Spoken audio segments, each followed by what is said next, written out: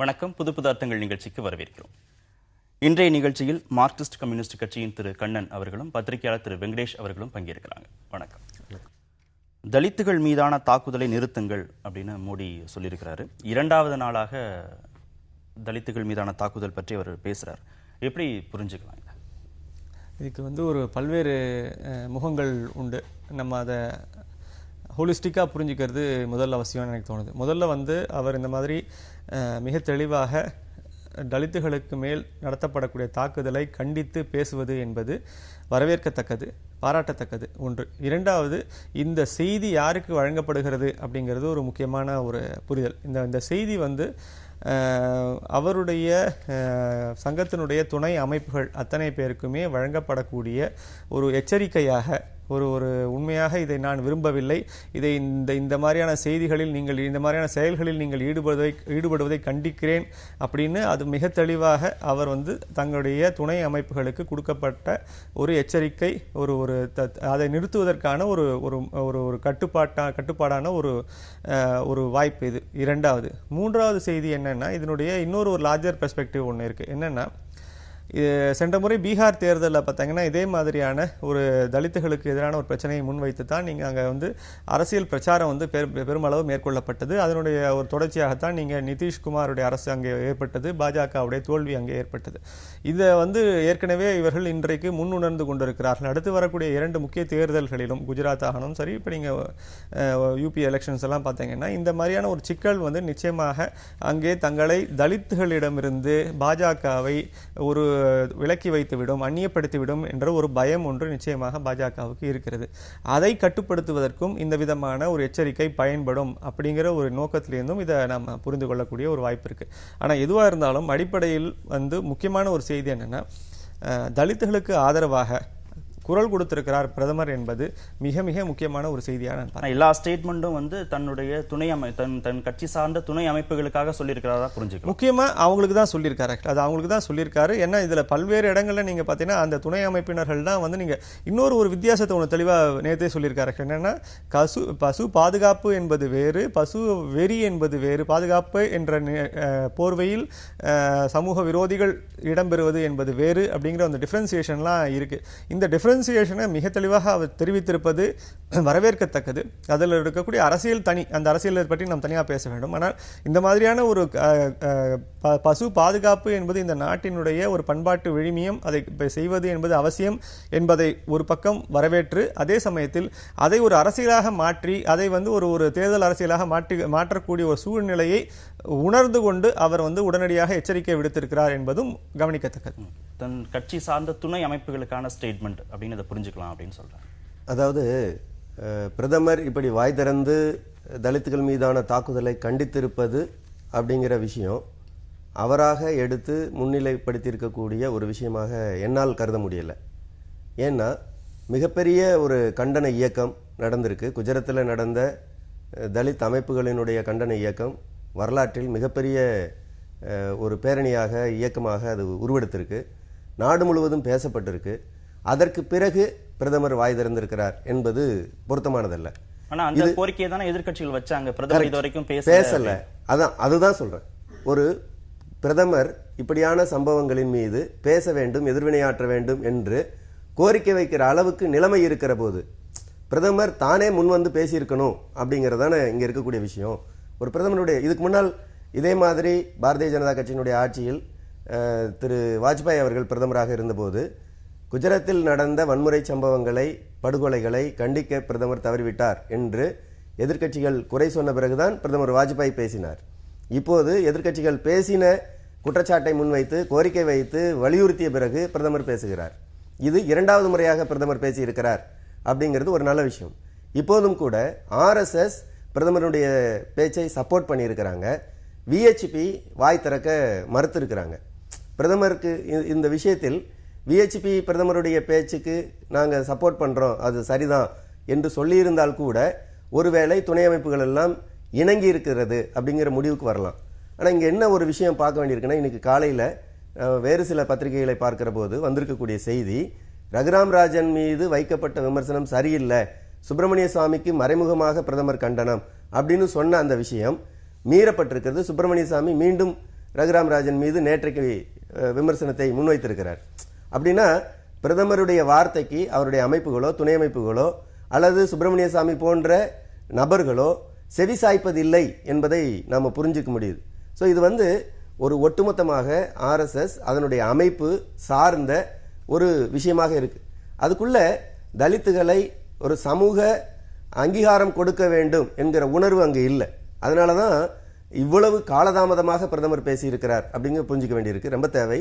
இல்லைன்னா தலித்துகளுக்கு உரிய சமூக அங்கீகாரத்தை கொடுக்கக்கூடிய ஏற்பாடு ஒட்டுமொத்த இந்தியாவில் இந்துத்துவ அமைப்புகள் மூலமாக கொடுக்கப்பட்டிருக்கும் அப்படின்னு சொன்னா இவ்வளவு காலதாமதமான வார்த்தை பிரயோகங்கள் பிரதமர் வெளியிட்டிருக்க வேண்டியதில்லை. பிரதமர் மிக கடுமையான வார்த்தையை வெளியிட்டிருக்கிறார். அங்கீகாரம் கொடுப்பதாக சொல்லிக் கொண்டிருக்கக்கூடிய கட்சிகள் தலித் மக்கள்கிட்ட கொஞ்சம் கொஞ்சமாக தங்களுடைய செல்வாக்கு இழந்து வராங்க, வாக்கு வங்கி இழந்து வராங்க. அந்த தூண்டுதலின் அடிப்படையில தான் இந்த பிரச்சனைகளை இவங்க திருப்பி திருப்பி உத்வேகப்படுத்திட்டு இருக்காங்கன்னா அவர் மற்ற தலித் கட்சிகள் அரசியலுக்காக பேசக்கூடியது 1-2 பேர் இருக்கலாம்.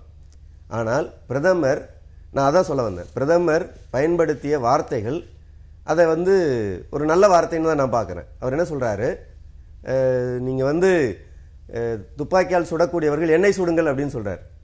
இதெல்லாம் இது ரொம்ப கடுமையான வார்த்தை. ஒரு பிரதமர் இது மாதிரியான வார்த்தைகளை பிரயோகப்படுத்துவது என்பது கடுமையான வார்த்தை தான். ஆனால் அது மற்ற தலித் அரசியல்வாதிகளை பற்றி இவர் எப்படி விமர்சிக்கிறாரோ அதே போல் அவர்களும் விமர்சிப்பார்கள் என்பதை பிரதமர் உணர தவறி இருக்கிறார் அப்படிங்கறதான் பார்க்கணும். ஏன்னா உண்மையில் இந்த விஷயங்கள் நடவடிக்கை எடுக்கப்பட்டிருக்கும் என்று சொன்னால், நீங்க ஆனந்திபென் பட்டேல் தன்னுடைய வயது முதிர்ச்சியை சொல்லி ராஜினாமா பண்ணியிருக்கிறாரு. புதிய முதல்வர் தேர்ந்தெடுக்கப்பட்டிருக்கிறாரு.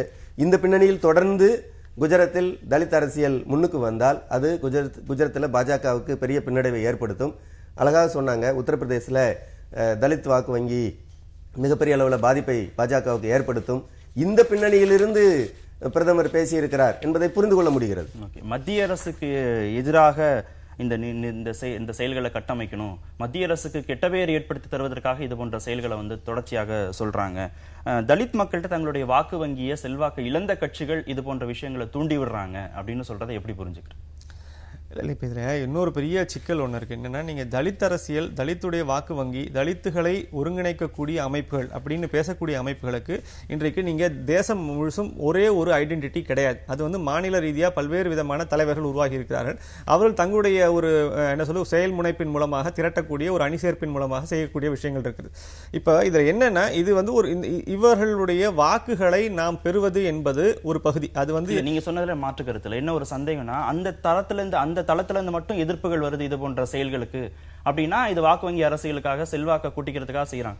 எல்லா பொதுத்தளங்கள்ல இருந்து தானே எதிர்ப்பு வருகிறது. இந்த பொதுத்தளத்திலிருந்து ஏன் எதிர்ப்பு வருது அப்படிங்கிறது முதல்ல நம்ம புரியும். நம்ம இந்திய சமூகத்துல நீங்க சாதி பிரிவினையினுடைய காரணமாக மிகவும் துன்பப்படக்கூடியவர்கள் தலித்துகள். அவர்கள் மேல் நமக்கு காட்ட வேண்டிய ஒரு கருணை என்பதும் அவர்கள் மேல் நாம் வைக்க வேண்டிய ஒரு ஒரு கவனம் என்பது மிக அதிகமாக இருக்கிறது. அதனால் எந்த அரசியல்வாதியாக இருந்தாலும் சரி, எந்த சமூகத்தில் ஈடுபடக்கூடிய எந்த நபராக இருந்தாலும் கண்டிப்பாக அந்த தலித்துகள் மீது நடத்தப்படக்கூடிய எந்த விதமான தாக்குதல்களையும் எந்த விதமான ஒரு பாதிப்புகளையும் கண்டிப்பாக கண்டிக்க வேண்டிய ஒரு தேவை ஒன்று இருக்கிறது.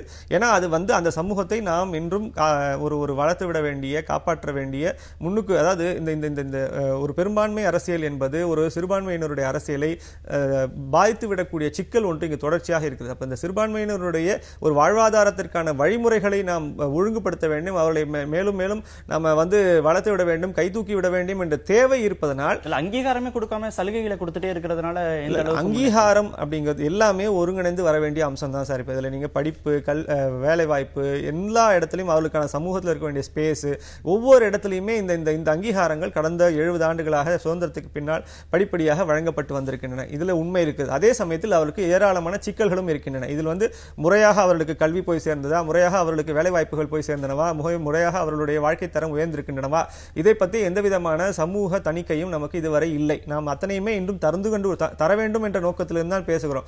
அதே சமயத்தில் அந்த வளர்ச்சியை நாம் மதிப்பீடு செய்வதற்கான ஒரு நெறிமுறை நம்மிடம் இல்லை. அதே சமயத்தில் நாம் அவர்களுக்கு ஏற்படக்கூடிய பாதிப்புகளையும் தொடர்ச்சியாக பார்த்து கொண்டே இருக்கிறோம். அப்ப அந்த பாதிப்புகளின் வீச்சு அதிகமாகும் போது நாம் உடனடியாக கவனத்தை செலுத்த வேண்டியும் அந்த ஒரு பாதுகாக்க வேண்டிய ஒரு கட்டாயத்தில் நிச்சயமாக சமூக ஊடகங்களும் இந்த மாதிரி சமூகத்தில் இருக்கக்கூடிய பத்திரிகையாளர்களும் எழுத்தாளர்களும் அதே சமயத்தில் இருக்கக்கூடிய அரசியல்வாதிகளும் கவனம் செலுத்தி பேச வேண்டிய தேவை ஒன்று இருக்கிறது.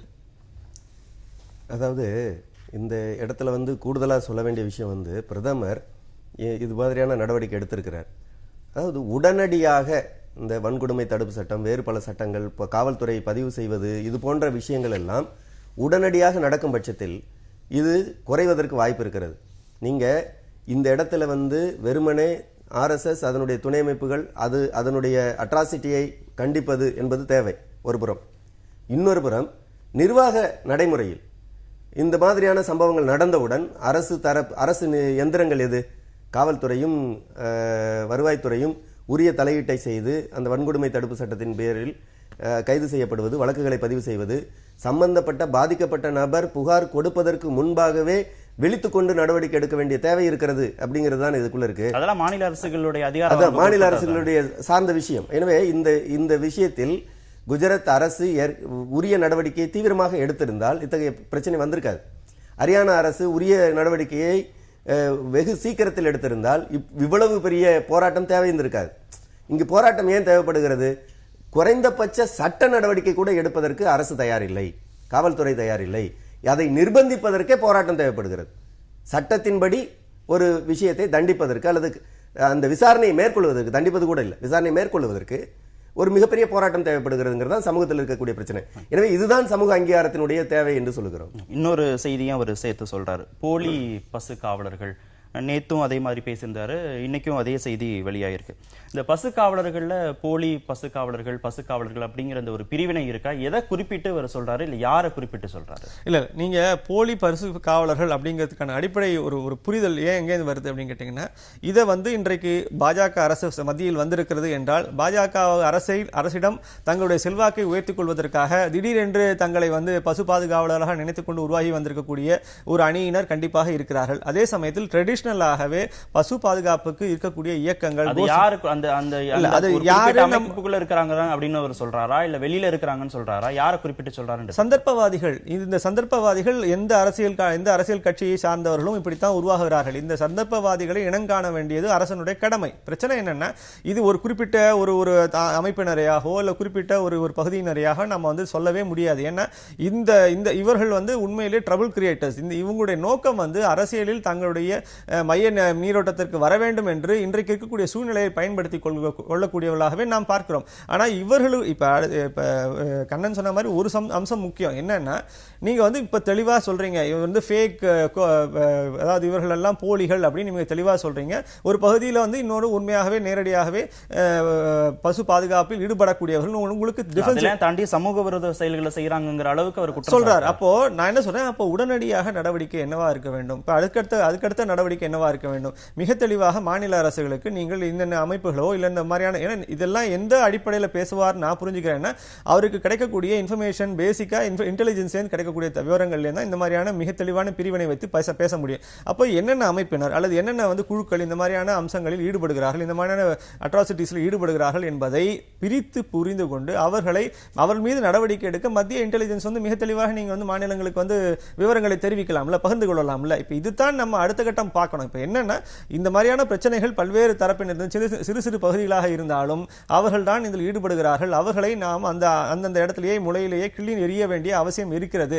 இதை சொன்னால் மட்டும் பத்தாது, இந்த மாதிரியான ஒரு ஸ்டேட்மெண்ட் சொன்னா மட்டும் பத்தாது. இதுக்கு அப்புறம் கன்ஸ்ட்ரக்டிவா சில காரியங்கள் பண்ணணும். அதுதான் நம்முடைய எதிர்பார்ப்பு. நீங்க உள்துறை அமைச்சர் மூலமாக நாடு முழுவதும் இந்த மாதிரியான பிரச்சனைகள் ஏன் ஏற்படுகின்றன, அதற்கான எந்தெந்த காரணிகளாக இருக்கக்கூடிய விஷமிகள் யார், அந்த அமைப்புகள் யார், இதை எல்லாத்தையும் கண்டுபிடித்து அவர்களை ஒடுக்குவதற்கான வாய்ப்புகள் என்ன, அதை ஒழுங்குவதற்கான மாநில அரசுகளுக்கு கொடுக்கக்கூடிய அதிகாரங்கள் என்ன, அல்லது அவர்கள் அந்த அதிகாரங்களை எப்படி பயன்படுத்துகிறார், இதை தான் வந்து மானிட்டர் பண்ணி ஒழுங்குபடுத்தணுமே தவிர, நம்ம இந்த ஸ்டேட்மெண்ட் வந்து உண்மையிலேயே மக்களுக்கு நம்பிக்கை தரக்கூடிய ஒரு ஸ்டேட்மெண்ட், துணை அமைப்பினருக்கு விடுக்கப்பட்ட எச்சரிக்கை, அதற்கு அப்பாற்பட்டு என்ன எஃபெக்டிவா கிரவுண்ட் லெவல்ல என்ன நடந்தது அப்படின்னு தான் இனிமே தெரிந்து கொள்ள விரும்புகிறோம். இந்த பசு காவலர்கள், போலி பசு காவலர்கள் அப்படிங்கிற அந்த டிஃபரன்ஷியேட் அவர் எப்படி பண்றாருன்னு நம்ம எடுத்துக்கலாம். அதான் அது என்னன்னா, நம்ம சமூகத்தில் சாமியார், போலி சாமியார், மதவாதி, போலி மதவாதி, எல்லாத்துலேயுமே வந்து ஒரு போலி கல்வி நிறுவனங்கள், போலி சான்றிதழ் எல்லாமே வந்து போச்சு. இப்போ போலி பசு காவலர்கள் வந்துட்டாங்க. நீங்கள் இது வந்து எங்கிருந்து புரிஞ்சுக்க வேண்டியிருக்கு அப்படின்னா, நம்முடைய சமூக உற்பத்தி முறையை சரியாக புரிந்து கொள்ளாததனுடைய விளைவு. சமூக உற்பத்தியில் பசு அதனுடைய தேவை, அது வந்து ஒரு ரீப்ரொடக்ஷனுக்கான தேவை இருக்குது. உற்பத்தியில் மிகப்பெரிய அளவில் பங்கு செலுத்தியது காளையும் பசுவும் மாடுகளும் இதெல்லாம் வந்து விவசாய உற்பத்தியில் மிகப்பெரிய அளவில் பங்கு செலுத்தியது. உணவுப் பொருளின் ஆதாரமாக பசு விளங்கியது. எனவே மனிதகுல வளர்ச்சியில் இத்தகைய உற்பத்தி ஆதாரமாக இருந்த ஒரு விஷயத்தை இன்றைக்கு வியாபார பொருளாக மாற்றியிருக்கிறாங்க. போலி பசு காவலர்கள் அப்படின்னு பிரதமர் சொன்னதை நான் எப்படி புரிஞ்சுக்கிறேன், ஒரு உத்தரப்பிரதேசத்திலிருந்து வந்திருக்கக்கூடிய ஒரு எம்பி அவர் சொல்லியிருக்கக்கூடிய விஷயம், அவர் வந்து ஒரு மாட்டிறைச்சி ஆலை வைத்திருக்கிறார், எக்ஸ்போர்ட் பண்ணியிருக்கிறார். இதெல்லாம் நாம் கடந்த காலங்களில் விவாதிச்சிருக்கிறோம், பேசியிருக்கிறோம், பார்த்துருக்கிறோம். அப்போ இந்த மாதிரியான நபர்கள் பாரதிய ஜனதா கட்சியினுடைய உயர்மட்ட பொறுப்பில் தேர்ந்தெடுக்கப்படக்கூடிய பிரதிநிதிகளாக வந்திருக்கிறார்கள் அப்படிங்கிறதெல்லாம் கூட போலி பசு காவலர்களாக தான் புரிந்து கொள்ள வேண்டிய தேவை இருக்கு. அப்போ அவர் வந்து அவருடைய கட்சிக்குள் இருக்கக்கூடிய நபர்களை கடுமையாக விமர்சிப்பதும் நடவடிக்கை எடுப்பதும் தேவைப்படுது. போலி பசு காவலர்கள் அப்படிங்கிற விஷயம், நீங்க பசுவை காக்க வேண்டும் அப்படிங்கிறது சமூகத்துல எல்லா மக்களுக்கும் இருக்கு. நீங்க வந்து ஒரு குறிப்பிட்ட சாதி இல்லை, குறிப்பிட்ட மதத்தை சார்ந்தவர்கள் இல்லை, அது எனக்கு வருவாயை தரக்கூடிய பொருள்னா நான் வந்து அதை பாதுகாக்கிறேன். அதுதான் உற்பத்தியினுடைய அம்சம், அதுதான் சமூக உற்பத்தியில் இருக்கக்கூடிய என்னுடைய சமூக உற்பத்திக்கான கருவி. எனவே நான் அதை பாதுகாக்கிறேன். அந்த உணர்விலிருந்து அது வியாபார பொருளாக மாறுகிற போது அதை மிகப்பெரிய அளவில் கொண்டு போறாங்க. அப்ப கொண்டு போவதில் பாரதிய ஜனதா கட்சி பிரமுகர்கள் உள்ளிட்டு மாட்டிறைச்சி ஆலை வைத்திருக்கிறார்கள் என்று சொல்லுகிற போது நீங்க இந்த இடத்துல எப்படி புரிஞ்சுக்க முடியும்? அது வணிக பொருள் மாற்றப்பட்டிருக்கு, சமூக உற்பத்தியிலிருந்து அது வணிக தேவைக்காக பயன்படுத்துதுங்கிறத நம்ம புரிஞ்சுக்க முடியுது. அதுல இருந்து தான் இது வருது. எனவே இவர் சொல்லியிருக்கக்கூடிய போலி பசு காவலர்கள் என்பது வன்முறையை தடுக்கக்கூடிய வார்த்தைக்காக சொல்லியிருக்கிறார், அப்படிதான் சொல்ல முடியும். மற்றபடி உண்மையான இதுல இடைவேளைக்கு பிறகு தொடர்ந்து பேசுவோம். ஐஐடி மாணவர் சேர்க்கையில் புதிய விதிமுறைகளை வந்து கைவிட வேண்டும் அப்படின்னு வைகோ வலியுறுத்தி இருக்கிறாரு. இப்போ இருக்கக்கூடிய சிஸ்டத்தில் வந்து 40% அளவுக்கு +2ல பெறக்கூடிய மதிப்பெண்கள் 60% அளவுக்கு நுழைவுத் தேர்வில் பெறுகிற மதிப்பெண்கள் அடிப்படையில் ரேங்க் லிஸ்ட் தயாரிக்கப்படுகிறது. வரக்கூடிய புதிய முறையில் இந்த +2 மதிப்பெண்கள் அப்படிங்கிறது கணக்கில் எடுத்துக்கொள்ளப்படாது. 100% நுழைவுத் தேர்வின் அடிப்படையில் தான் மாணவர் சேர்க்கை இருக்க போகிறது. அதே மாதிரி ஜெனரல் கோட்டா, ரிசர்வ்டு கோட்டாவில் இருக்கக்கூடிய அந்த மாணவர்களுடைய மார்க்கும் வந்து அதிகப்படுத்தி இருக்கிறாங்க. 75% அளவுக்கு அவங்க மார்க் பெறணும் ஜெனரல் கோட்டா. அடுத்ததாக 65% அளவுக்கு இந்த ரிசர்வ்டு கோட்டா மதிப்பெண்கள் இருக்கணும்னு இந்த புதிய விதிமுறைகள் அப்படிங்கிறதுக்கு எதிர்ப்பு தெரிவிக்கப்பட்டிருக்கிறது. எப்படி பார்க்குறீங்க? ரெண்டு செய்தியாக பிரிச்சுட்டு இதை பார்க்கணும். ஒரு செய்தி வந்து நீங்கள் +2 உடைய மதிப்பெண்களை நீங்கள் இந்த மாதிரியான அகில இந்திய தேர்வுகளில் நீங்கள் வந்து அதுக்கு உரிய பர்சன்டேஜ் வெயிட்டேஜ் கொடுக்கல அப்படின்னு சொன்னால் இங்கே +2 மாணவர்களுக்கான அவருடைய உழைப்பு அத்தனையும் வீணாகி போய்விடும். இது ஒரு பெரிய சிக்கல். இது ஏன்னா வந்து இவர்கள் மாணவர்கள் அந்த முதல் +1 +2லேருந்து போடக்கூடிய உழைப்பு வந்து மிக கடுமையான உழைப்பு, அதற்கான வாசிப்பு, அதற்கான ஒரு தயாரிப்பு என்பது அத்தனையுமே வந்து பயனற்று போய்விடக்கூடிய ஒரு பெரிய பாதிப்பு இருக்கிறது. ஏன்னா அந்த உழைப்பிலிருந்து தான் அவர்கள் வந்து படிப்படியாக அடுத்த கட்ட வளர்ச்சிக்கும் போக வேண்டிய கட்டாயம் இருக்கிறது. அந்த இடத்துல அந்த கொடுக்கக்கூடிய வெயிட்டேஜ் வந்து நிச்சயமா +2லேருந்து கொடுக்க வேண்டியது தொடர வேண்டும். அதில் எந்த மாற்று கருத்தும் கிடையாது. அதில் ஏற்பட்டிருக்கக்கூடிய இந்த மாற்றத்திற்கு வைகோ அவர்கள் தெரிவித்திருக்கக்கூடிய எதிர்ப்பு என்பது மிகவும் வலுவான எதிர்ப்பு. அதை வரவேற்க வேண்டிய ஒரு செய்தி. ரெண்டாவது பகுதி, இதில் முக்கியமான பகுதி, அதைத்தான் நானும் தெரிவிக்க விரும்புகிறேன். என்னன்னா, இது வந்து சமூக நீதிக்கு எதிரானது அப்படின்னு ஒரு செய்தியை திருப்பி அவர் சொல்றாரு. இது வந்து நீங்க மாணவர்களுடைய கிராமப்புற மாணவர்கள் ஏழை எளியவர்களால் இதை வந்து நீங்க அடைய முடியாது அப்படின்னு ஒரு வார்த்தையை சொல்றார். எனக்கு இந்த இடத்துல மட்டும்தான் எனக்கு மாற்று கருத்து உண்டு. என்ன மாற்று கருத்து அப்படின்னா, தொடர்ச்சியாக நீங்க நம்முடைய தேசிய அளவில் நடக்கக்கூடிய பல்வேறு தகுதி தேர்வுகளில் நம்முடைய மாணவர்கள் பெருமளவு தேர்வு பெறுவது இல்லை ஒன்று, அல்லது அதற்கான தேர்வு பெறக்கூடிய முயற்சி என்பது உரிய பள்ளிகளிலோ இல்லை தயாரிப்பு நிலையங்களில் போய் அவர்கள் தங்களை தயாரித்துக் கொண்டு முன்னே வந்து விடுகிறார்கள். இது ரெண்டுமே ரெண்டு எக்ஸ்ட்ரீம் லெவல்ல நம்ம பார்க்கிறோம். அப்போ நம்முடைய கல்வித்துறையை, கல்வியில் இருக்கக்கூடிய ஒரு விரிவான ஒரு பயிற்சி முறைகளை நாம் மேம்படுத்துவதற்கான ஒரு வாய்ப்பு இது. இந்த வாய்ப்பை பயன்படுத்தி கொள்ளாமல் நாம் சமூக நீதின்ற ஒரு காரணத்தை சொல்லி சொல்லி சொல்லி நம்முடைய மாணவர்களுடைய கல்வி தரத்தை நாம் மேலும் மேலும் மேலும் நாம் அதை வந்து நம்ம அதை சமாதானப்படுத்திக் கொள்வதிலோ இல்லை வந்து நம்ம அதை வந்து அதுதான் சரி, அதை படித்தவனுக்கு ஏற்ற மாதிரி நீங்க மார்க் போடுங்க அப்படிங்கிறதெல்லாம் இதுல அர்த்தமே கிடையாது. ஏன்னா இன்றைக்கு இருக்கக்கூடிய மிகப்பெரிய சிக்கல், எவ்வளவு நீங்க மதிப்பு பெற்றாலும், எவ்வளவு தூரம் வாசித்திருந்தாலும், எவ்வளவு தூரம் நீங்கள் அறிவோடு திகழ்ந்தாலும் அது போதாது. அது வந்து இருக்கக்கூடிய தேசிய தேர்வுகள் அத்தனையிலும் பார்த்தீங்கன்னா இருக்கக்கூடிய மிகப்பெரிய சிக்கல், அந்த அளவுக்கு கடுமையான ஒரு போட்டி நிலவுகிறது. அப்ப தமிழக மாணவர்களை நாம் ஊக்கப்படுத்தி தயார்படுத்த வேண்டிய ஒரு கட்டாயம் ஒன்று இருக்கிறது.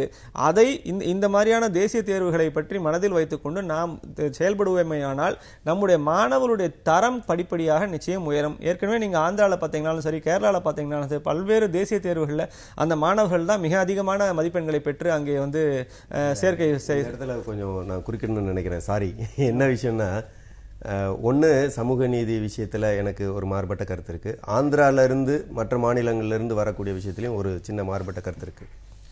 நீங்கள் தமிழ்நாட்டில் இப்போது ஐஐடி மாணவர்கள் தமிழ்நாட்டிலேருந்து போகக்கூடியவங்களுடைய எண்ணிக்கை பிற மாநிலங்களோடு ஒப்பிடும்போது குறைவு. எனவே பழைய மெத்தட் இருக்கணும். அந்த 40% அக்ரிகேட் 12th இருந்து எடுத்துக்கக்கூடிய +2 எடுத்துக்கக்கூடிய அது இருந்தால் தான், அந்த வெயிட்டேஜ் இருந்தால் தான் தமிழ்நாட்டிலிருந்து போகக்கூடிய மாணவர்களுடைய இப்போதைய எண்ணிக்கையாவது தக்க வைக்க முடியும், அது உயர்த்த முடியும். இன்னைக்கு தேவைப்படுது. 2, இன்னைக்கு ஐஐடிக்கு போகக்கூடிய அல்லது என்ஐடிக்கு போகக்கூடிய மற்ற மாணவர்கள்லாம் யாருன்னு கேட்டால் சென்ட்ரல் போர்டு எக்ஸாமை அதிகமாக படிச்சுட்டு போகிற மாணவர்கள் தான் இருக்காங்க. ஸ்டேட் போர்டு சிலபஸை படிக்கக்கூடிய மாணவர்கள் போக வாய்ப்பு கிடையாது. அதனால தான் அந்த பழைய சிஸ்டம் தேவை அப்படிங்கிறத வலியுறுத்துகிறோம். வைகோ போன்றவர்களோ அல்லது இடதுசாரிகளோ கம்யூனிஸ்டுகளோ சொல்லக்கூடிய விஷயம் அந்த பழைய சிஸ்டம் தேவைப்படுகிறது அப்படின்னு சொல்கிறோம். 3வது, சமூக நீதிக்கு இதில் எந்த வகையிலும் குந்தகம் ஏற்படும் அப்படின்னு ஏன் சொல்கிறோன்னா, சமூக நீதி அப்படிங்கிறதுனால தரம் குறைஞ்சு போயிடுங்கிற ஆர்கியூமெண்ட் பொருத்தமில்லை. அமர்த்தியா சென் ஒரு முறை ரொம்ப தெளிவாக சொன்னார். அவர் தமிழ்நாட்டு போன்ற மாநிலங்களில் சமூக நீதி இடஒதுக்கீடு பின்பற்றப்பட்ட காரணத்தினால்தான் சுகாதாரம் குறித்தும் மற்ற விஷயங்களும் வட இந்தியாவை விட ஒப்பிடு பார்க்கும்போது தமிழகம் முன்னேறி இருக்கு அப்படின்னு சொன்னார்.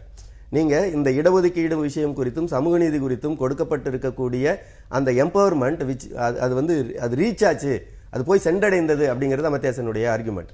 எனவே நீங்க அமர்த்தியா சென் போன்ற அந்த ஆய்வாளர்கள் சொல்லியிருக்கக்கூடிய விஷயம் சரியானது என்பதை புரிஞ்சுக்கணும்.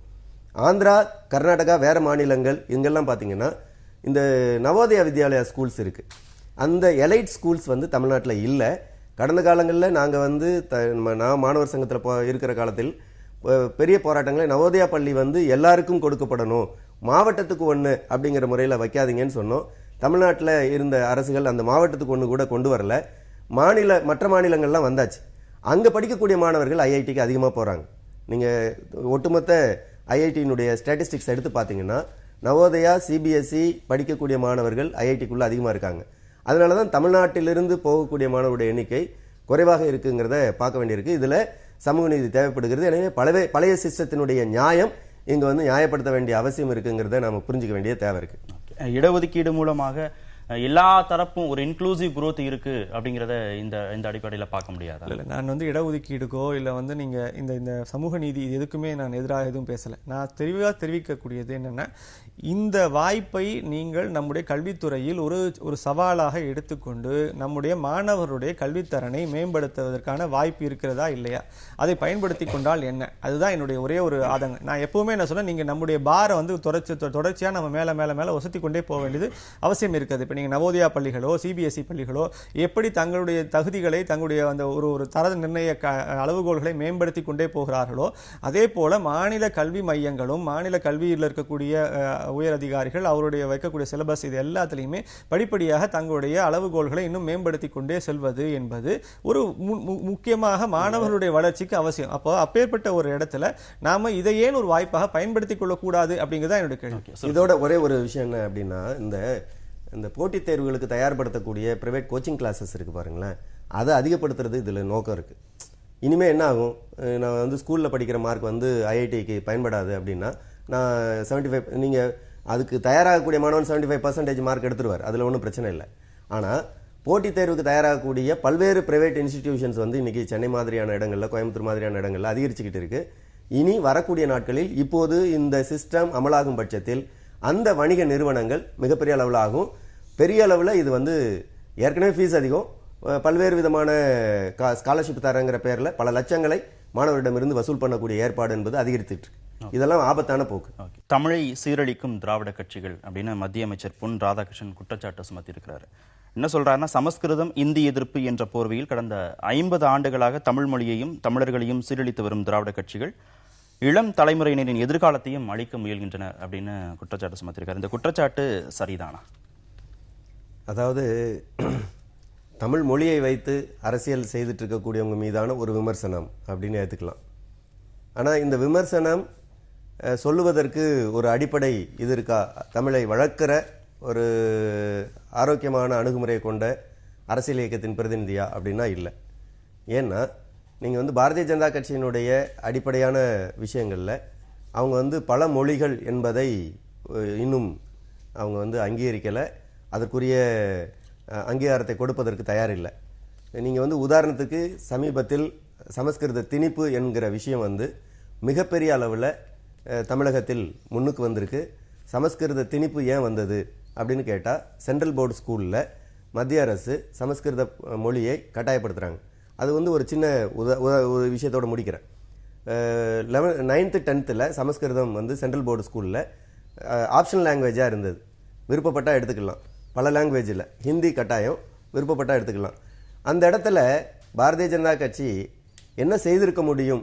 நாங்கள் இடதுசாரிகள் எம்பிக்கள் சார்பில் கோரிக்கை வச்சோம். என்ன செய்திருக்க முடியும்? அந்தந்த மாநிலத்தில் அந்தந்த மாநில மொழியையும் வையுங்க. விருப்பப்பட்டால் சமஸ்கிருதம் விரும்புகிறவர் எடுத்துக்கிட்டோம், தமிழ் விரும்புகிறவர் எடுத்துக்கிட்டோம், இன்னும் பல வகையில் எடுத்துக்கிட்டோம். அந்த வகையில் வந்து அந்தந்த மாநில மொழிகள் உரிய அங்கீகாரத்தை கொடுக்கக்கூடிய ஒரு கட்சியினுடைய பிரதிநிதியாக இருந்து திராவிட கட்சிகளை கேள்வி எழுப்பியிருந்தால் அது வந்து சரியாக இருந்திருக்கும். திராவிட கட்சிகள் மீது கம்யூனிஸ்டுகளுக்கும் சில விமர்சனம் இருக்குது. மொழியை வந்து உண்மையிலேயே நீங்கள் வந்து பயன்படுத்தலை, நிர்வாக மொழியாக கொண்டு வரல, ஆட்சி மொழியாக கொண்டு வரல, அதை வந்து கொண்டு வருவதற்குரிய நடவடிக்கையை திராவிட கட்சிகள் எடுத்திருக்க வேண்டும் என்கிற விமர்சனத்தை கம்யூனிஸ்டுகளும் வைக்கிறாங்க, பொதுவான தமிழ் அறிவுஜீவிகளும் வைக்கிறாங்க. அந்த விமர்சனங்கள் பொதுவானது. இப்போ அந்த மாதிரியான ஒரு காங்கிரீட்டாக அவர் வந்து சொல்லலை. எந்த வகையில் தமிழ் மொழியை திராவிட கட்சிகள் நிராகரிச்சிருக்கு அப்படின்னு சொல்லலை. இப்போ அந்த விமர்சனம் விவாதிக்கப்பட வேண்டிய ஒன்று அப்படிங்கிறதுல எனக்கு மாறுபட்ட கருத்து இல்லை. நீங்கள் இதை எப்படி பார்க்க? ஏற்கனவே தமிழர்கள் மத்தியில் ஒரு லெவலில் இந்த வார்த்தையை பயன்படுத்தலாமான்னு தெரியல, அந்நியப்பட்டு போய் நிற்கக்கூடிய ஒரு கட்சியாக இருக்கக்கூடிய பாஜக இந்த மாதிரியான வார்த்தைகளை பயன்படுத்தும் போது மேலும் அந்நியப்பட்டு போகக்கூடிய ஒரு பாதிப்பு தான் மிக அதிகம். ஒன்று. இன்னொரு செய்தி நான் எப்பவுமே அதை சொல்லக்கூடியது என்னென்னா, உங்களுக்கு ஒரு குறை அப்படின்னு தெரியுது அப்படின்னு சொன்னால் அதை நீங்கள் இன்னொரு மிகப்பெரிய நிறையால தான் நீங்கள் அதை வந்து சரி செய்ய முடியும்.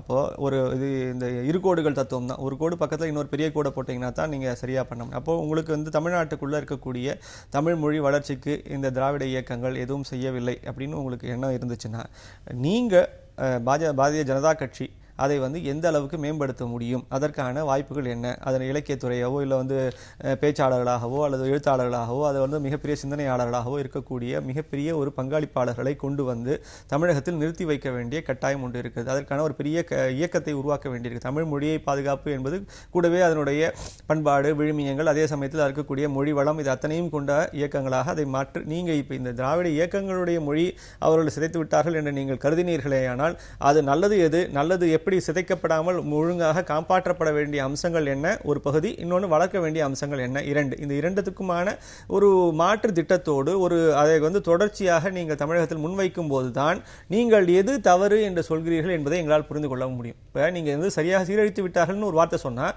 அப்போ சீரழிக்கப்படாத தமிழ் என்பது எது வந்து சரியான தமிழ், எதை வந்து நீங்கள் வந்து முன்னிலைப்படுத்துகிறீர்கள், எந்த தமிழை நீங்கள் வந்து வளமான தமிழ், இதுதான் வந்து எல்லோரும் ஏற்றுக்கொள்ளக்கூடிய பிரமாதமான தமிழ் நீங்கள் சொன்னீங்கன்னா அது என்னென்று நீங்கள் காமிக்க வேண்டிய ஒரு கட்டாயம் ஒன்று இருக்கிறது.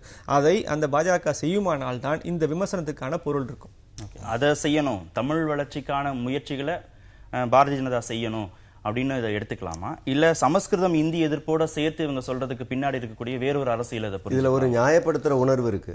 ஹிந்தி சமஸ்கிருதம் என்கிற மொழிகளை தமிழர்கள் கற்றுக்கொள்ள வேண்டும் என்கிற நியாயப்படுத்துகிற ஒரு உணர்வு இருக்கு. நீங்க பொதுவாக இன்னைக்கு தமிழ்நாட்டில் வந்தாச்சு. 50 ஆண்டுகளுக்கு முன்னாடி இந்தியை எதிர்த்து போராட்ட களத்தில் இருந்த திராவிட முன்னேற்ற கழகம், அதனுடைய மாணவர் அணி, அன்றைக்கு இருந்த சூழல், அன்னைக்கு வந்து ஒரு தலைமுறை இன்னைக்கு என்ன பேசுறாங்கன்னா, திராவிட கட்சியினுடைய தலைவர்கள் அவங்க வந்து நம்மளையெல்லாம் ஹிந்தி படிக்க விடாமல் அவங்க ஃபேமிலியில் எல்லாரும் ஹிந்தி படிச்சுட்டாங்க, அவங்கெல்லாம் ஹிந்தி நல்லா பேசுகிறாங்க, வடமாநிலத்தோடு பெரிய அளவில் அவங்களால இன்ட்ராக்ட் பண்ண முடியுது அப்படின்னு சொல்லக்கூடிய அளவுக்கு திராவிட கட்சியினுடைய தலைமுறை குடும்பங்களின் மீது விமர்சனம் இருக்குது.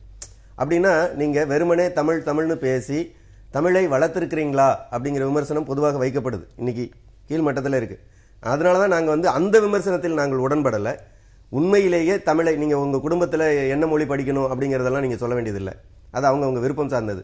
ஆனால் தமிழ்நாட்டில் நீதிமன்ற மொழி, நிர்வாக மொழி, ஆட்சி மொழி இதெல்லாம் வந்து அந்த மாநிலத்தில் இருப்பதற்கு எங்களுடைய மாநில அரசாங்கம் நடவடிக்கை எடுத்தது என்று அதிமுகவோ திமுகவோ செய்யவில்லை என்கிற குற்றச்சாட்டை கம்யூனிஸ்டுகள் நாங்கள் முன்வைக்கிறோம்.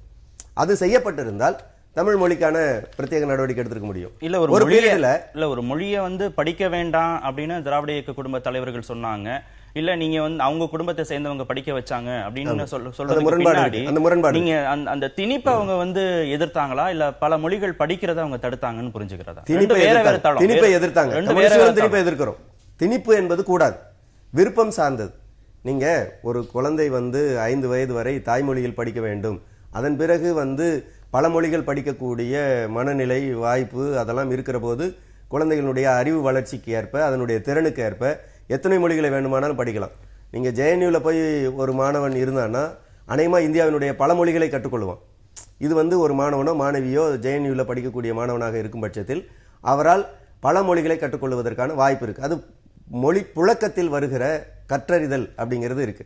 நீங்க இந்த இடத்துல தான் வந்து கற்றறிதல் என்பது வேற, இங்கு பயன்பாடு என்பது வேற. பயன்பாட்டை உறுதிப்படுத்துவதில் திராவிட கட்சிகள் மீது விமர்சனம் இருக்கு. அது பாரதிய ஜனதா கட்சி வைக்கக்கூடிய விமர்சனம் அரசியல் நோக்கம் இருக்கு. கம்யூனிஸ்டுகள் வைக்கக்கூடிய விமர்சனம் என்பது ஆட்சி மொழி. அந்த வகையில் நீங்கள் மாநில அரசு நடவடிக்கை எடுத்திருக்கணும்னு சொல்றோம். உதாரணத்துக்கு திமுக தலைவர் கலைஞர் முதல்வராக இருந்தபோது ஒரு முறை தமிழ்நாட்டில் தமிழில் பாடம் படிக்கக்கூடிய மாணவர்களுக்கு வேலை வாய்ப்பில் முன்னுரிமை அப்படின்னு சொன்னார். ஆனா வேலை வாய்ப்பை அதிகப்படுத்தாம வெறுமனே இதை சொல்லி அதன் மூலம் என்ன வந்தது அப்படின்னா ஒரு சர்டன் % உயர்ந்தது, தாய்மொழி கல்விக்கான வாய்ப்பு கிடைத்தது, நல்ல விஷயம், அதை வந்து மறுக்கல. ஆனா இந்த இடத்துல வரக்கூடிய விஷயம் இது வந்து தமிழை படிப்பதற்காக ஒரு தூண்டுதலாக தான் பார்க்க முடியுமே ஒழிய தமிழ் மொழியை நிர்வாக மொழியாக மாற்றாமல் நீங்க வந்து அந்த தூண்டுதலை மட்டும் செய்து என்ன பண்ண போறோம்? ஆட்சி மொழியாக மாற்றாம அந்த தூண்டுதலை மட்டும் செய்து என்ன பண்ண போறோம்? அந்த வகையில் தான் இன்றைக்கும் ஜிஓ என தமிழ் மொழியில எத்தனை வெளியிடப்படுது, நீதிமன்ற விஷயங்கள் தமிழ்ல என்ன பேசப்படுது, இதெல்லாம் கேள்வியாக தான் இருக்கு. அந்த வகையில் நடவடிக்கைகள் தேவைப்படுது அப்படிங்கறத நாம பார்க்கணும். திராவிட கட்சிகள் தமிழ் மொழியை சீரழிச்சிட்டாங்க, இளைய தலைமுறையை சீரழிச்சிட்டாங்கன்னு ஒரு பக்கத்துல சொல்லிட்டு கேரள, கர்நாடகா, ஆந்திரா மக்கள் இந்தி படிப்பதால் அந்த மாநில மொழி வந்து ஒன்றும் அழிஞ்சு போயிடல, அந்த மக்கள் வந்து முன்னேற்றத்தில் ஒன்றும் பின்தங்கி போயிடல அப்படின்னு சொல்ற அந்த ஸ்டேட்மெண்ட்டை எப்படி பார்க்கலாம்? என்னன்னா நீங்க இந்த ஹிந்தி படிப்பு அப்படிங்கிறதோ சமஸ்கிருத படிப்பு அப்படிங்கிறதையோ வந்து நீங்க இதுக்கு முரணான ஒரு எதிரான ஒரு நிலைப்பாடோட வைத்து திருப்பி திருப்பி பேசுவது என்பதே தவறான ஒரு அணுகுமுறை. நீங்க வந்து இப்போ மாணவர்களுக்கு எல்லா விதமான மொழி படிப்பதற்கான வாய்ப்புகள் இருக்கின்றன. ஒரே ஒரு செய்தி என்னன்னா அதை நீங்கள் திணிக்காதீர்கள் என்பது மட்டும்தான். நீங்க மாணவர்கள் மத்தியில் இந்த வாய்ப்புகள் அத்தனையும் இங்கே இருக்கிறது. நீங்க எத்தனை பள்ளிகளிலும் வந்து நான் வந்து எல்லா விதமான இங்க இருக்கக்கூடிய மொழிகளை நான் உங்களுக்கு வாசிப்பதற்கு, இப்போ ஏற்கனவே பிரெஞ்சு இருக்கு, ஜெர்மன் இருக்கு, இந்த மாதிரி நீங்க பல்வேறு மொழிகளை படிப்பதற்கான வாய்ப்பு இருக்குது, பயன்படுத்திக் கொள்ளுங்கள் அப்படின்னு நீங்க சொல்றது வந்து சரியான ஒரு அணுகுமுறை. ஆனா நீங்க திணிக்கக்கூடிய ஒரு வாய்ப்பு, திணிக்கக்கூடிய ஒரு சூழல் வரும்போது தான் இதை வந்து எதிர்க்க வேண்டிய தேவை ஏற்படுகிறது. இதே சமயத்தில் மற்ற மாநிலங்கள் இப்போ நீங்க சொல்லக்கூடிய கேரளாவாட்டம், கர்நாடகாவாட்டம் எல்லா இடத்துலையுமே அது இயல்பாக அந்த ஊருடைய கல்வியோடு இணைந்து இருக்கிறது. ஏன்னா நீங்க அங்க ஒரு ட்ரெடிஷனலான ஒரு இந்தி எதிர்ப்பு இயக்கம்ன்றது அந்த ஊர்ல எல்லாம் இருந்தது இல்லை. அப்ப என்ன ஆகுதுன்னா நீங்க அந்த மாதிரி இந்தி எதிர்ப்பு இயக்கம் இருந்து வந்த ஒரு சரித்திரம் நமக்கு இருப்பதனால் இங்க வந்து நீங்க அதை இந்த பிரிச்சு பார்க்கக்கூடிய அந்த முரண்பட்டு நிற்கக்கூடிய ஒரு சூழ்நிலை இருக்கிறது. ஆனால் இந்த முரண்பட்ட சூழ்நிலை என்பது பிற மாநிலங்களில் இல்லாத போது அங்கே இயல்பாகவே இந்தியை அவர்கள் கற்றுக்கொள்ள இயல்பா படிக்கிறாங்களா இல்ல பாடத்திட்டங்களிலே இருக்கு, இயல்பாவும் படிக்கிறார்கள், மும்மொழி கொள்கை இருக்கு, ஏற்றுக்கொள்கிறார்கள். நம்முடைய ஒரே ஒரு வரலாறு என்னன்னா நமக்கு வந்து இங்க இந்தி எதிர்ப்பு அப்படிங்கிற ஒரு இயக்கம் ஒன்று இருக்குது. அதனுடைய தொடர்ச்சியாக இன்றைக்கு நாம் வந்து இந்தி திணிப்பையும் நம்ம சமஸ்கிருத திணிப்பையும் நாம் வந்து எதிர்க்கிறோம். இதுல இருக்கக்கூடிய அம்சம் என்னன்னா 2 விஷயம். நம்ம இது கல்வி கற்கக்கூடாது, மொழியை கற்கக்கூடாது என்பது அல்ல, உண்மையில் அது வந்து தவறு. ஆனா என்னன்னா நம்ம திணிக்கக்கூடாது என்பதை மட்டும்தான் நாம் எதிர்த்துக்கொண்டே இருக்கோம். இப்போ திணிக்காமல் நீங்கள் இங்கேயும் அதே மாதிரி இணக்கமான ஒரு சூழ்நிலை இருக்கிறது என்றால் இன்றைக்கும் பல பள்ளிகளில் இன்றைக்கு அதே மொழிகள் வந்து பல்வேறு மொழிகள் சொல்லிக் கொடுக்கப்படுகின்றன. இங்கே இருக்கக்கூடிய பல பெற்றோர்களும் வந்து இந்த மாதிரியான வேறு மொழிகள் ஜாப்பனீஸ் படிக்கிறாங்க, ஜெர்மன் படிக்கிறாங்க, அங்க இன்ஸ்டியூட்லாம் இங்கேயும் தான் இருக்கு, எல்லாரும் தான் படிச்சுட்டு இருக்காங்க. அப்போ மொழிகள் ரீதியாக இந்திய மொழிகள்லையும் சரி வெளிநாட்டு மொழிகள்லையும் சரி இயல்பாக படிக்கக்கூடிய ஆர்வம் உடையவர்கள் அதை தொடர்ந்து கொண்டு தான் இருக்கிறார்கள். நீங்கள் திணிக்காதீர்கள் என்ற ஒரே ஒரு இடத்துல மட்டும்தான் நாம் பேசணும். ஆனால் என்னன்னா நமக்கு இந்த திராவிட இயக்கம் பிளஸ் இந்த ஒரு இந்தி எதிர்ப்பு இயக்கம் இது ரெண்டும் சேர்ந்து வந்ததனுடைய ஒரு தொடர்ச்சி என்னன்னா இன்றைக்கு நம்ம இந்தி பத்தி பேசினாலும் சரி சமஸ்கிருதம் பத்தி பேசினாலும் சரி ஒரு அந்த ஒரு மோதல் போக்கு ஒன்று இங்கே தொடர்ச்சியாக இருந்து கொண்டிருக்கிறது. இதுதான் நம்முடைய ஒரு பெரிய பாதிப்பை ஏற்படுத்துகிறது. இதை விட்டு மொழியை அதனுடைய இயல்பான தன்மையோடு வாசிப்பதற்கான மாணவர்களுக்கான வாய்ப்புகளாக அதை திறந்து வைத்துவிட்டு மற்றொரு பக்கத்தில் நீங்கள் ஆட்சி அதிகாரம் என்பதை வேறு விதமாக கையாள வேண்டும் என்பதுதான் இதுல அந்த குற்றச்சாட்டில் அவர் இன்னொரு ஸ்டேட்மெண்ட்டும் சொல்றார். திராவிட இயக்கங்களின் ஏமாற்ற வேலை இனி பலிக்காது, 50 ஆண்டுகளுக்கு முன்பு இருந்த நிலை தமிழகத்தில் இப்போது இல்லை அப்படிங்கிறாரு. 50 ஆண்டுகளாக இல்லாத நிலை இப்போ என்ன மாறி இருக்குன்னு அவர் யோசிக்கிறாரு. ஏமாற்று வேலை அப்படின்னு அவர் எதை சொல்றாரு? அது அவர் எதை மீன் பண்ணி சொல்லியிருக்காருங்கிறது எனக்கு தெரியல. ஆனால் பொதுவாக இன்றைக்கு தமிழ்நாட்டு சூழலில் தமிழக மாணவர்களுக்கு பல மொழிகள் கற்றுக்கொள்வதற்கான வாய்ப்புகள் பெருகியிருக்கு முன்னை விட. அது வேலைவாய்ப்பு சார்ந்ததாக பல்வேறு இடம்பெயர்தல், வெளிமாநிலங்களுக்கு போகக்கூடிய எண்ணிக்கை அதிகரிப்பு, இதெல்லாம் சார்ந்ததாக அது இருக்குது. மூணாவது முக்கியமான விஷயம், இன்றைக்கு பெருகி இருக்கக்கூடிய தனியார் மெட்ரிக் பள்ளிகள், அந்த பள்ளிகளில் உருவாகி இருக்கக்கூடிய அந்த மொழி பிரயோகங்கள் அனைத்துமே ஆங்கில வழிக்கல்வியை கற்கக்கூடிய மாணவர்களாக இருக்கிறாங்க. அது தமிழ் வீட்டில் பேசக்கூடிய மொழியாக இருக்குது, கற்கிற மொழியாக ஆங்கிலம் இருக்கிறது. மூணாவது, வேறு பல மொழிகளை தெரிந்து கொள்ள வேண்டிய அவசியம் என்கிற முறையில் மாணவர்கள் கற்றுக்கொள்கிறாங்க. இந்த பின்னணியில் பார்க்குற போது சூழல் மாறிடுச்சு. சூழல் மாறி இருக்கக்கூடிய பின்னணியில் திராவிட கட்சிகள் தமிழ் மொழியை முன்னிலைப்படுத்தி ஒரு அரசியல் செய்வது என்பது நிச்சயமாக வாய்ப்பில்லை அப்படிங்கிறத நடைமுறைக்கு ஒத்து வராத ஒரு புரிஞ்சுக்க முடியுது. ஆனா நீங்க இந்த இடத்துல தான் என்ன ஒரு விஷயத்தை பொன் ராதாகிருஷ்ணன் போன்ற அமைச்சர்கள் புரிந்து கொள்ள வேண்டி இருக்கிறது அப்படின்னு சொல்ல விரும்புறேன்னா, நீங்க இதை பயன்படுத்தி, இந்த சூழலை பயன்படுத்தி மீண்டும் மொழி திணிப்புக்காக முன்வருகிற போது தமிழ்நாடு அரசியல் ஏற்றுக்கொள்ளும் என்கிற மனநிலையில் பொன் ராதாகிருஷ்ணன் போன்ற அமைச்சர்கள் புரிந்து கொள்ளக்கூடாது. தமிழ்நாட்டில் இந்த அரசியல் எப்போது வேண்டுமானாலும் திருப்பப்படலாம். அதுக்கான வாய்ப்புகள் இருக்கு அப்படிங்கறதான் விஷயம். இதுல இங்க திரும்ப திரும்ப வரக்கூடிய விஷயம், இப்போது மத்திய அரசு பள்ளிகளில் சமஸ்கிருதம் என்பது திணிப்பாக மாறி இருக்கு. நீங்க அந்த பள்ளிகளில், கேந்திர வித்யாலய பள்ளியில், மத்திய அரசு சென்ட்ரல் போர்டு ஸ்கூலில் ஜெர்மன், ஹிந்தி, சமஸ்கிருதம் அப்படிங்கிறது தான் இருக்குதே ஒழிய தமிழ் ஏன் இல்லை, தெலுங்கு ஏன் இல்லை, மலையாளம் ஏன் இல்லை? இது மாதிரியான அந்தந்த மாநில மொழிகளை ஒரு ஆப்ஷனல் லாங்குவேஜாக சென்ட்ரல் போர்டு ஸ்கூலில் கொடுக்கிறதுக்கு மத்திய அரசுக்கு என்ன தடை? உண்மையிலே தமிழை வளர்க்க விரும்புகிற பொன் ராதாகிருஷ்ணன் மத்திய அமைச்சரவையில் கேபினெட்ல நிர்பந்திச்சு நீங்க இந்த ஆப்ஷனல் லாங்குவேஜாக தமிழை மத்திய அரசு பள்ளியில கொண்டு வாங்கன்னு சொல்லி உருவாக்கலாமே. அந்த இடத்தை திராவிட கட்சிகள் செய்ய தவறியதை மத்திய அரசின் மூலமாக பாஜக செய்திருக்கலாமே, ஏன் செய்யல? திராவிட இயக்கங்களுடைய ஏமாற்று வேலை இனிமே பலிக்காது, 50 ஆண்டுகளுக்கு முன்பு இருந்த நிலை இனிமே இருக்காது, இனிமே மாறும்னு அவர் சொல்றதுக்கு பின்னாடி இருக்கக்கூடிய அரசியலை நம்ம எப்படி பார்க்கலாம்? அது என்ன அர்த்தம்? சட்டமன்ற தேர்தலில் கூட 2 திராவிட கட்சிகள் தான் ஆளும் கட்சியாகவும் எதிர்கட்சியாகவும் வந்திருக்காங்க. அந்த அடிப்படையில் அவர் யோசிச்சு சொன்னா கூட இதை எப்படி புரிஞ்சுக்கல? மொழி ரீதியான ஒரு சிந்தனையாக நாம் இதை எடுத்துக்கொண்டு சொல்வேனால் கண்டிப்பாக சூழ்நிலை மாறி இருக்குது. அரசியலாக நான் இதை புரிந்து கொள்ளவில்லை.